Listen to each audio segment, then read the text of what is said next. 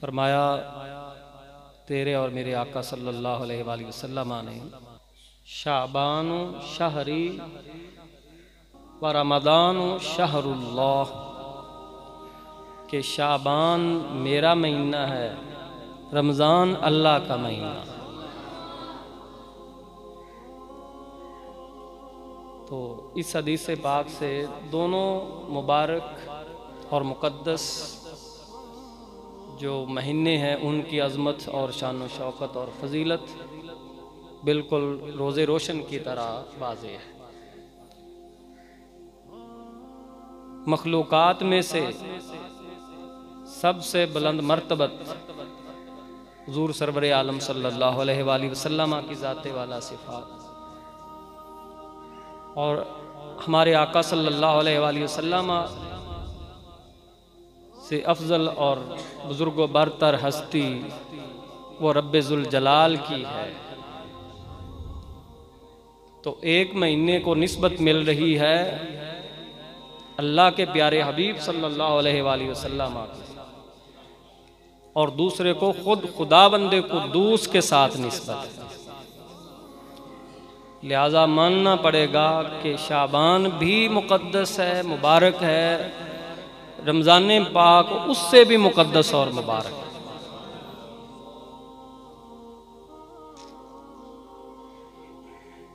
اس ماہ مقدس کی ایک رات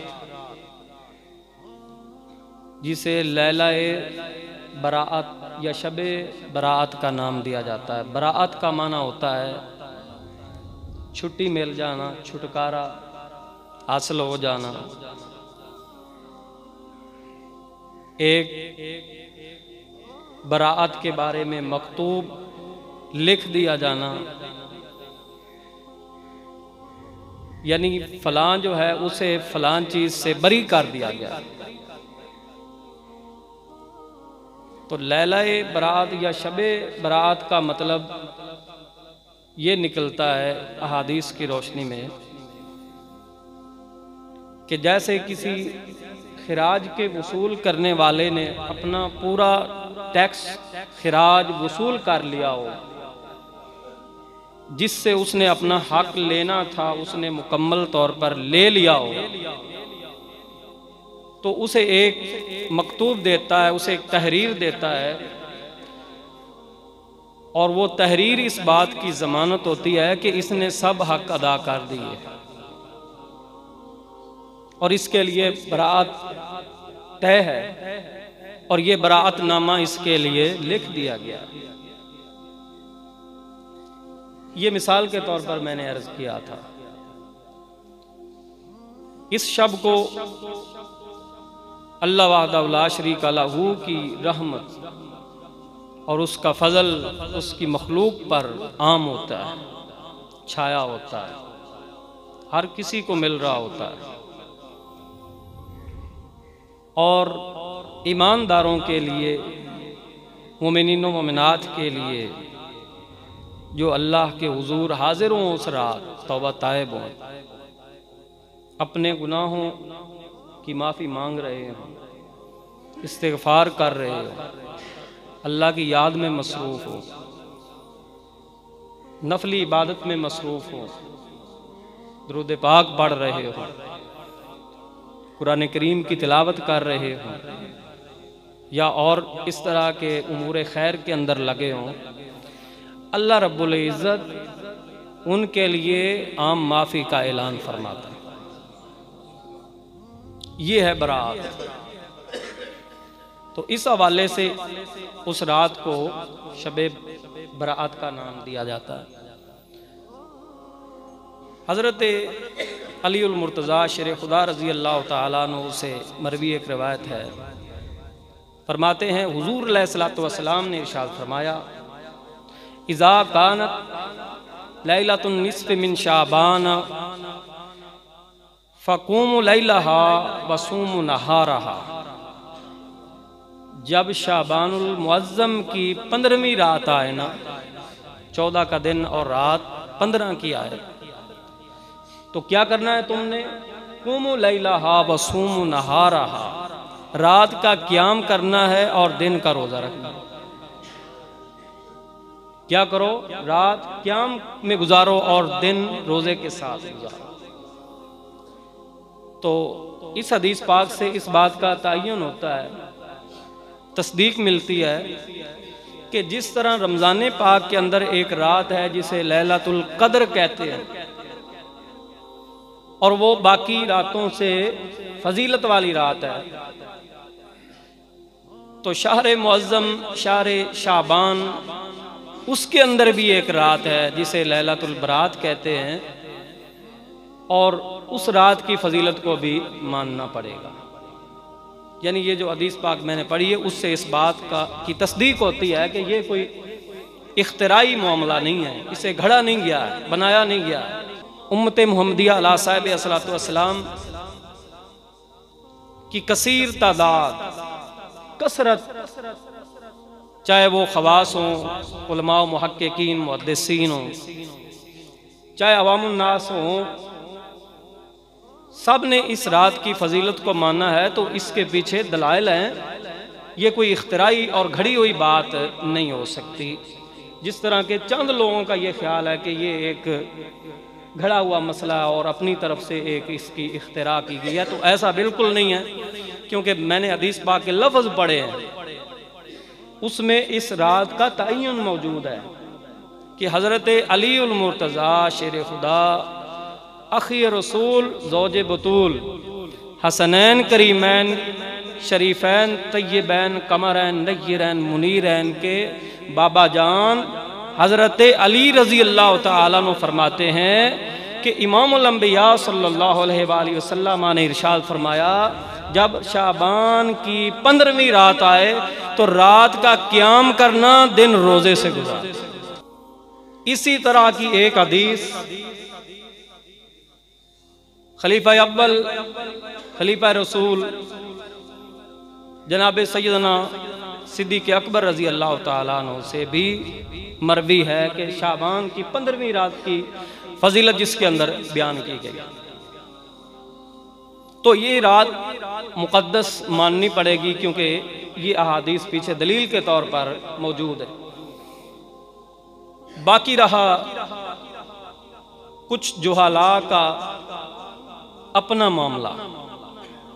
تو اس کو اس کی فضیلت کے ختم کرنے کے لیے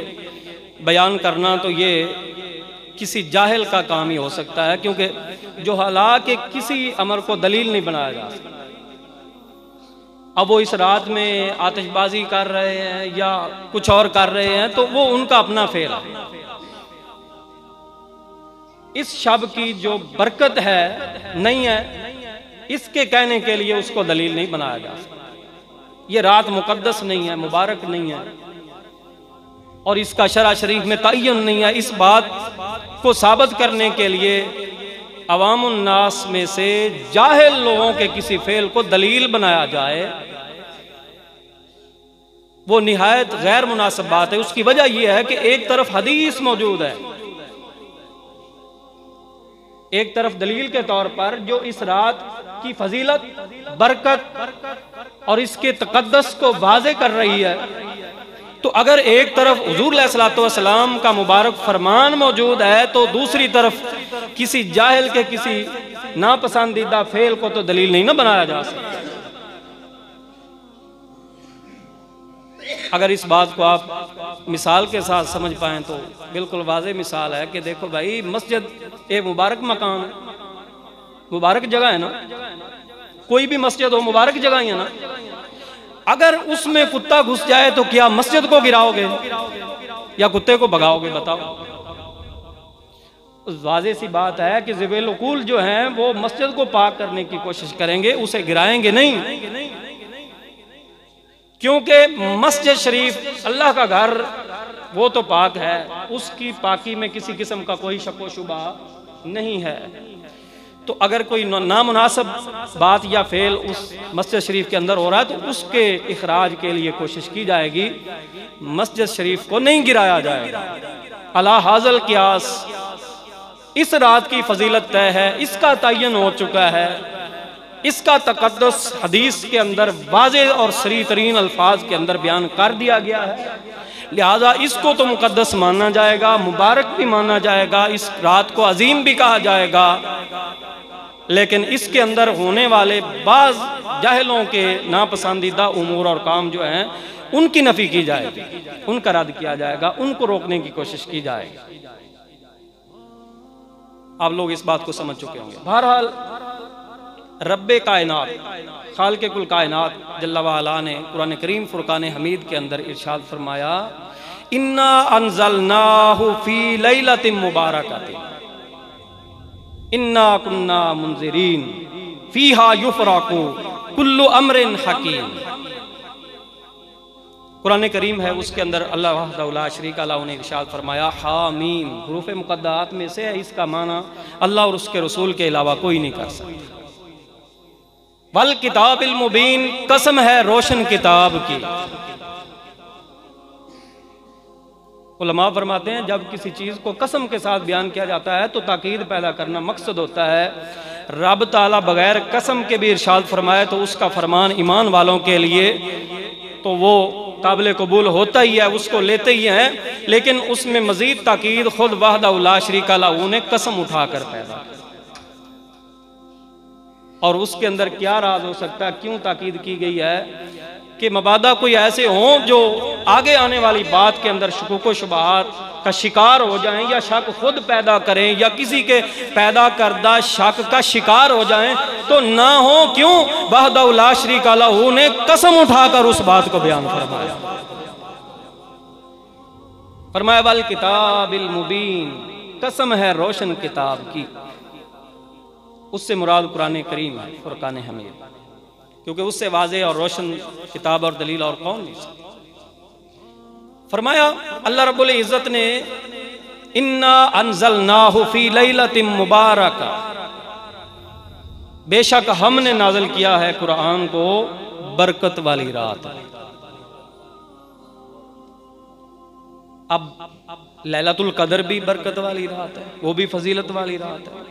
اور اس کے بارے میں بھی قرآن پاک کے اندر ہی آیا ہوا ہے انا انزلناہ فی لیلۃ القدر وما ادراک ما لیلۃ القدر۔ اس سے بعض لوگوں کو شکوک و شبہات جو ہے نا وہ حاصل ہوئے کہ قرآن کریم کا نزول اور اس کی تنزیل اور انزال کا معاملہ جو ہے اللہ وحدہ لا شریک لہ نے رمضان پاک کی 27ویں شب کے اندر قرآن نازل ہوا، اس کے قائل بھی اہل اسلام ہی ہیں۔ تو اگر قرآن رمضان پاک کی 27ویں شب کو نازل ہوا ہے تو انا انزلناہ فی لیلۃ مبارکۃ سے مراد بھی شب قدر ہی ہے، لہذا کوئی دوسری رات اور شعبان کے اندر نہیں ہے، وہ رمضان کی 27ویں شب ہی ہے، کیونکہ یہاں آیا ہے انا انزلناہ فی لیلۃ مبارکۃ، ہم نے اس کو برکت والی رات ہے۔ اور وہ برکت والی رات ہے کون سی رات، اس کو ایک دوسری سورہ کے اندر بیان کیا گیا ہے، وہ اللہ رب العزت نے خود ارشاد فرمایا انا انزلناہ فی لیلۃ القدر، لہذا رات ایک ہی ہے، جو برکت والی ہے وہ شب قدر ہے، جو شب قدر ہے وہ برکت والی رات ہے۔ تو مبارک رات میں اترا ہے کا مطلب لیلۃ القدر کو اترا ہے، لیلۃ القدر ہی برکت والی رات ہے، لہذا شعبان کی 15ویں شب کی کوئی فضیلت نہیں، نہ اس میں قرآن نازل کیا گیا ہے، کیونکہ مبارکہ رات جو ہے، برکت والی رات جو ہے، اس کی تفصیل اور تشریح اور تفسیر خود قرآن کر رہا ہے کہ انا انزلناہ فی لیلۃ القدر۔ بعض لوگوں کا یہ خیال ہے جو میں نے آپ کے سامنے رکھا ہے، لیکن مفسرین میں سے اکثر اور جمہور جنہوں نے احادیث کو مد نظر رکھ کر قرآن کی تفسیر کی ہے وہ بیان کرتے ہیں کہ لیلۃ القدر کے اندر قرآن کا نزول ہے، ہم اس کے قائل ہیں، مانتے ہیں، اور لیلہ مبارکہ جو شعبان کی 15ویں شب ہے اس میں بھی قرآن کا نزول ہے، ہم اس کو بھی مانتے ہیں، لیکن فرق ہے وہ یہ ہے کہ لوح محفوظ سے قرآن کریم کا اترنا آسمان دنیا تک جو تھا وہ شعبان کی 15ویں شب کے اندر ہوا، اور آسمان دنیا سے سینہ مصطفیٰ پر آنا یہ رمضان پاک کی 27ویں شب کے اندر۔ لہذا 2 راتوں کو ماننا پڑے گا۔ لیلہ مبارکہ سے مراد لیلہ برات ہے، اور لیلۃ القدر سے مراد رمضان پاک کی 27ویں شب ہے۔ اس لیے دونوں راتوں کا انکار نہ کرو، کیونکہ احادیث کی صورت میں دلائل موجود ہیں جو اس بات کو ثابت کرتے ہیں کہ یہ رات برکت والی رات ہے، فضیلت والی رات ہے۔ بہرحال مفسرین کے اقوال میں سے ایک قول کی تشریح میں نے پیش کر دی ہے کہ وہ کہتے ہیں کہ لیلہ مبارکہ سے شعبان کی 15ویں شب مراد ہے۔ اللہ اکبر کبیرہ۔ میں پہلے عرض کر رہا تھا کہ اہل اسلام پر اللہ رب العزت کا بڑا فضل ہے۔ تیرے اور میرے آقا صلی اللہ علیہ وآلہ وسلم ارشاد فرماتے ہیں، امتی امت مرحومت، میری جو امت ہے وہ ایسی امت ہے جس پر اللہ کی طرف سے رحمت ہو چکی، بوسیلہ مصطفیٰ صلی اللہ علیہ وسلم، صدقہ مصطفیٰ کریم صلی اللہ علیہ وسلم کا ہمارے اپنے اندر جو ہے وہ ہم جانتے ہیں۔ صاحب البیت ادریٰ بما فیہ، گھر کا مالک خوب جانتا ہوتا ہے کہ گھر میں کیا کچھ چھپا کر رکھا ہوا ہے۔ ہم میں سے ہر ایک جانتا ہے کہ ہم کیا کرتے ہیں، ہمارا فعل کیسا ہے، ہمارے اعمال کیسے ہیں، کردار کیسے ہیں، ہمارے قول و فعل کے اندر کتنا تضاد پایا جاتا ہے، یہ سب جانتے ہیں، ہر ایک اپنے گریبان میں جھانکے۔ لیکن پڑھتے تو لا الہ الا اللہ محمد الرسول اللہ، اور لا الہ الا اللہ محمد الرسول اللہ صلی اللہ علیہ وسلم پڑھنے والوں کے لیے جو حضور علیہ الصلوۃ والسلام کا کلمہ پڑھنے والے، آپ کے دین پر ایمان رکھتے ہیں، آپ پر نازل شدہ قرآن کو ماننے والے ہیں، اور ان کے ایمانیات کے اندر کسی قسم کا کوئی سکم نہیں ہے، ان کا عقیدہ بالکل برحق ہے، تو اللہ رب العزت نے ان کے لیے وسائل بھی رکھے۔ بوسیلہ مصطفیٰ کریم صلی اللہ علیہ وآلہ وسلم ان کے لیے کچھ ذرائع ہیں بخشش کے، کچھ وسائل ایسے موجود ہیں، کچھ ایام اور کچھ لیالی، کچھ راتیں ایسی ہیں جن کے اندر اللہ رب العزت اپنی رحمت کو عام فرماتا ہے۔ جیسے کہ اسی شب، یعنی جسے ہم شب برات کہتے ہیں، اس کے بارے میں حدیث پاک کے اندر موجود ہے کہ رب کائنات وحدہ لا شریک لہ لا یطلع علی عبادہ فیقول، اللہ رب العزت اپنی شان کے لائق اپنی صفت رحمت سے اس امت کے افراد پر خصوصی تجلی فرماتا ہے۔ ویسے اس سے کوئی شے غائب نہیں ہے، وہ تو علیم بذات الصدور، عالم الغیب والشہادہ اس کی ذات ہے، لیکن بالخصوص اس رات کی فضیلت کیسے ہے، اس کی برکت کیسے سمجھ آئے گی؟ حدیث پاک کے اندر تیرے اور میرے آقا صلی اللہ علیہ وآلہ وسلم ارشاد فرماتے ہیں کہ رب کائنات وحدہ لا شریک لہ، رحمان اور رحیم صفات کا مالک رب اپنی خاص صفت اور رحمت والی صفت کے حوالے سے یتجلی علی عبادہ، یتجلی کا معنی علماء نے، مفسرین شارحین نے کیا ہے کہ وہ خصوصی توجہ سے مالا مال فرماتا ہے، نظر رحمت فرماتا ہے اپنے بندوں پر۔ پھر کیا ہوتا ہے؟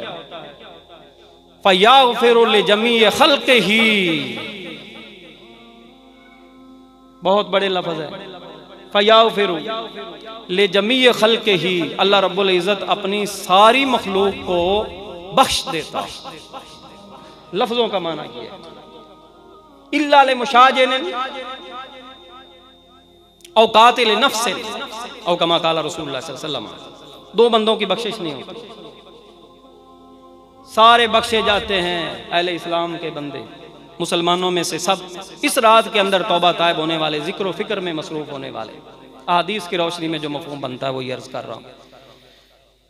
مگر وہ جو اپنے سینے میں، دل میں کسی مسلمان کے بارے میں بغض رکھتا ہے، اس کی بخشش نہیں ہوتی،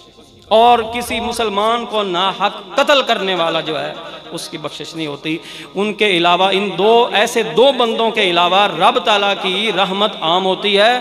اور فَيَغْفِرُ لِجَمِيعِ خَلْقِهِ، اہل اسلام میں سے سب افراد کو، مرد ہوں یا عورت ہوں، اس رات کے اندر بیدار ہوں، جھولیاں پھیلا کر کھڑے ہوں، اور ان کی زبان پر استغفار ہو، اور توبہ طائب ہو رہے ہوں، رجوع اللہ کر رہے ہوں، اللہ کی رحمت انہیں ضرور ملتی ہے، ان کے گناہوں کو ضرور معاف کیا جائے۔ ایک حدیث کے اندر لفظ یوں آتے ہیں کہ رب کائنات فرماتا ہے اس رات میں الا مستغفر فاغفر لہ، ہے کوئی بخشش طلب کرنے والا میں اسے بخش دوں۔ فی لیلۃ النصف من شعبان، اس کی بات ہو رہی ہے، شعبان کی 15ویں رات۔ حضرت ام عائشہ صدیقہ رضی اللہ تعالیٰ عنہا بیان کرتی ہیں کہ میں شعبان کی 15ویں شب تھی، میں نے رسول اللہ صلی اللہ علیہ وسلم کو ان کے بستر پر مفقود پایا، نہیں تھے، میں نے ادھر ادھر دیکھا نہ ملے، میں ان کے قدموں کے نشانات ان کی خوشبو سے محسوس کرتی ہوئی اس طرف چلی گئی جہاں رسول اکرم صلی اللہ علیہ وسلم تشریف لے گئے تھے، کیونکہ صحابہ بیان کرتے ہیں جہاں سے ہمارے آقا گزر جاتے تھے وہاں گلیاں معطر ہو جایا کرتی، امبر زمیں عبیر ہوا مشک تر غبار، ادنا سی یہ شناخت تیرے راہ گزر کی ہے، ان کی مہک نے دل کے غنچے بسا دیے ہیں، جس راہ چل دیے ہیں کوچے بسا۔ اما عائشہ صدیقہ رضی اللہ تعالیٰ عنہ بیان فرماتی ہیں کہ میں آقا دو عالم صلی اللہ علیہ وسلم کی خوشبو سونگتی ہوئی تلاش کرتی ہوئی کہاں پہنچی؟ شعبان کی 15ویں رات تھی، حضور علیہ الصلوۃ والسلام اپنے گھر مبارک سے نکلے اور سیدھے جنت البقیع کے اندر، مسلمانوں کا قبرستان، مسلمانوں کا قبرستان جسے مدینہ پاک کے اندر جو قبرستان ہے اسے جنت البقیع کہتے ہیں۔ ایک دور تھا جب نبی علیہ الصلوۃ والسلام قبروں پر جانے سے منع فرمایا کرتے تھے، کیونکہ اس وقت اہل اسلام کی قبور نہ تھی، مشرکین کی تھی تو منع کرتے تھے، لیکن جب اہل اسلام کی قبور ہوئی، وہ فوت ہوئے، ان کی قبریں بنی، جس طرح مدینہ پاک کے اندر جنت البقیع ہے، حضور علیہ السلام نے فرمایا کنت نہیتکم عن زیارت القبور الا فزورها فانها تذکر الموت، او کما قال رسول اللہ صلی اللہ علیہ وسلم، فرمایا میں تمہیں قبروں کے پاس جانے سے، ان کی زیارت کرنے سے منع کیا کرتا تھا، کنت نہیتکم میں تمہیں روکا کرتا تھا، ان زیارت القبور قبروں کی زیارت کرنے سے، الا فزورها خبردار آگاہ رہنا ان قبروں کی زیارت کیا کرو، فانها تذکر الموت، کیونکہ وہ موت یاد دلاتی ہے۔ یعنی یہ حدیث واضح کر رہی ہے کہ بدبختوں کی قبریں ہوں تو وہاں جانے کی ضرورت نہیں ہے، اہل ایمان کی قبر ہو تو وہاں جانا چاہیے، بے دینوں کی قبور ہو تو نہ جاؤ، مشرکین کی قبور ہو تو نہ جاؤ، مشرکین کی قبور ہو تو نہ جاؤ، بابا فرید الدین کی قبر ہو تو جاؤ۔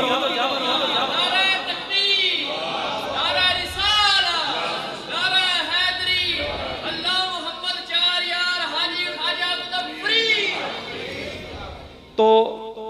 ام المومنین صدیقہ کائنات حضرت اما عائشہ صدیقہ رضی اللہ تعالیٰ عنہا کی اس حدیث سے دلیل نکلتی ہے، اور اس دلیل پر عمل بھی ہو رہا ہے کہ شعبان کی 15ویں شب سنت مصطفیٰ صلی اللہ علیہ وسلم کو زندہ کرنے کے لیے اہل اسلام کے افراد قبرستان بھی جایا کرتے، اور صدیقہ کائنات رضی اللہ تعالیٰ عنہا بیان کرتی ہیں کہ میں جب وہاں پہنچی تو حضور علیہ السلام نے فرمایا اے عائشہ تم ادھر آ گئی ہو میرے پیچھے پیچھے، کیا تم اس بات کا خوف رکھتی ہو کہ اللہ رسول تم پر ظلم کریں گے؟ تو میں نے ہاتھ جوڑ دیا، نہ سرکار میں ایسا خوف نہیں رکھتی، ہاں میں نے یہ سوچا تھا کہ شاید آپ کی ازواج مطہرات اور کئی ہیں تو آج رات آپ کسی اور کے ہاں چلے گئے ہیں، تو میرے دل میں یہ خیال آیا تھا، تو ڈھونڈتے ڈھونڈتے میں نے آپ کو یہاں جنت البقیع کے اندر پایا ہے۔ اس وقت رسول اللہ صلی اللہ علیہ وسلم نے ارشاد فرمایا عائشہ تمہیں پتہ ہے اس رات میں کیا ہوتا ہے؟ کیا ہوتا ہے اس رات میں؟ میں نے عرض کی اللہ و رسول عالم، خدا اور اس کے رسول جانتے ہیں کہ اس رات میں کیا ہوتا ہے۔ حضور علیہ السلام ارشاد فرماتے ہیں اس رات میں لکھ دیا جاتا ہے بنی آدم میں سے، انسانوں میں سے کس نے اس سال مرنا ہے اس کے بارے میں لکھ دیا جاتا ہے، لکھ دیا جاتا ہے بنی آدم میں سے کس نے پیدا ہونا ہے اس آئندہ سال کے اندر، آنے والی ایسی رات کے تک جن نے پیدا ہونا ہے اس کا بھی فیصلہ ہو جاتا ہے، جنہوں نے دنیا سے جانا ہے ان کا بھی فیصلہ کیا جاتا ہے، رزق کس کو کتنا ملنا ہے اس سال کے اندر اس کا بھی سارا فیصلہ کر دیا۔ اور پھر اس حدیث کے آخر میں رسول اللہ صلی اللہ علیہ وسلم نے یہ ارشاد فرمایا کہ اس رات میں یہ بھی ہوتا ہے کہ اللہ رب العزت